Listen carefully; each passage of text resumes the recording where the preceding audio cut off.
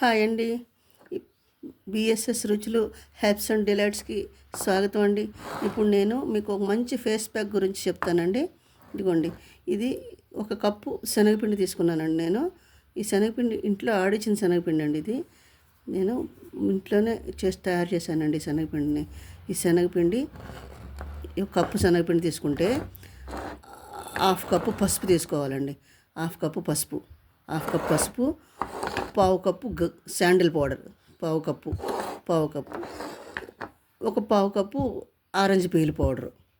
ఇప్పుడు ఈ 4 కలిపేసి మనం పౌడర్ తయారు చేసుకుందామండి. ఒక ఫుల్ బౌలు శనగపిండి,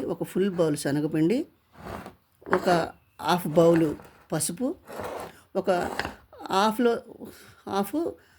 పావు బౌలు శాండిల్ పౌడర్, ఒక పావు కప్పు ఆరెంజ్ పీల్ పౌడరు.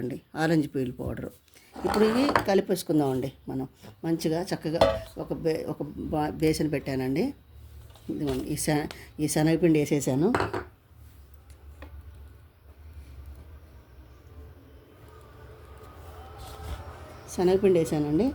పసుపు కూడా వేసేసానండి.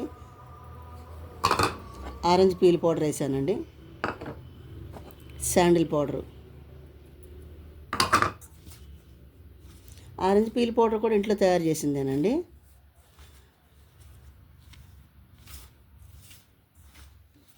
ఇవి బాగా కలుపుకోవాలండి. ఇది బయటే ఉంచచ్చండి, ఏమవుదు. ఇది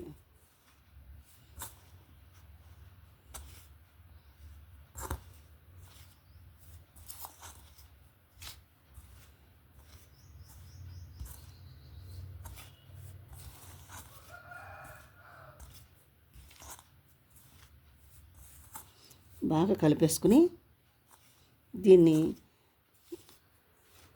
మేగడ ఉంటుంది కదండి, పాల మీద మేగడ, పెరుగు మీద మేగడైనా పర్వాలేదండి. మేగడతో కలిపేసి 2 డ్రాప్స్ నిమ్మరసం పిండుకుని, నిమ్మరసం పిండకపోయినా, ఎందుకంటే ఆరెంజ్ పీల్ పౌడర్ వేసాం కదండి, ఇంకా నిమ్మరసం అయిపోయినా పర్వాలేదు. దీన్ని మేగడతో కలిపి, మేగడ పాలు ఏ ఫేస్కైనా సూట్ అవుతుందండి ఈ పౌడరు.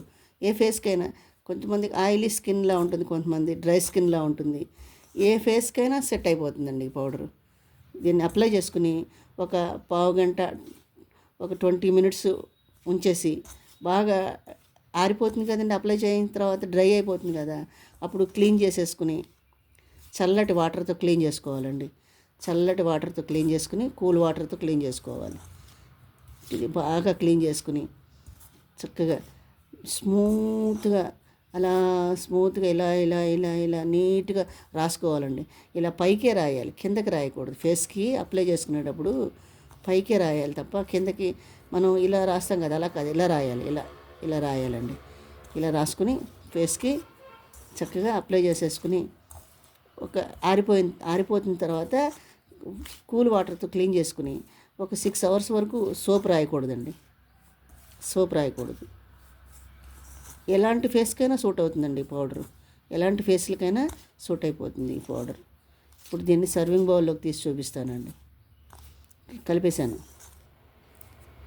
దీంట్లో ఇంకేమీ కలపక్కర్లేదండి. ఇది ఎలాంటి ఫేస్కైనా సూట్ అయిపోతుందండి. పాల మీద మేగడ కానీ, పెరుగు మీద మేగడ కానీ, పాలతో కానీ పెట్టుకోవాలి. ఇది అప్లై చేసుకోవాలి.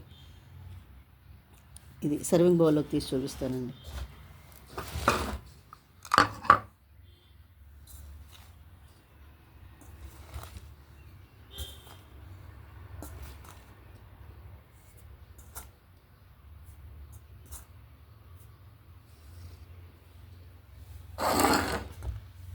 ఇదిగోండి, మీరు కూడా ఒకసారి ట్రై చేయండి. నా ఛానల్ని సపోర్ట్ చేయండి, సబ్స్క్రైబ్ చేయండి, లైక్ చేయండి, షేర్ చేయండి. నా డివోషన్ ఛానల్ లింక్ కూడా డిస్క్రిప్షన్ బాక్స్లో ఇస్తానండి. దాన్ని కూడా మీరు సపోర్ట్ చేయండి.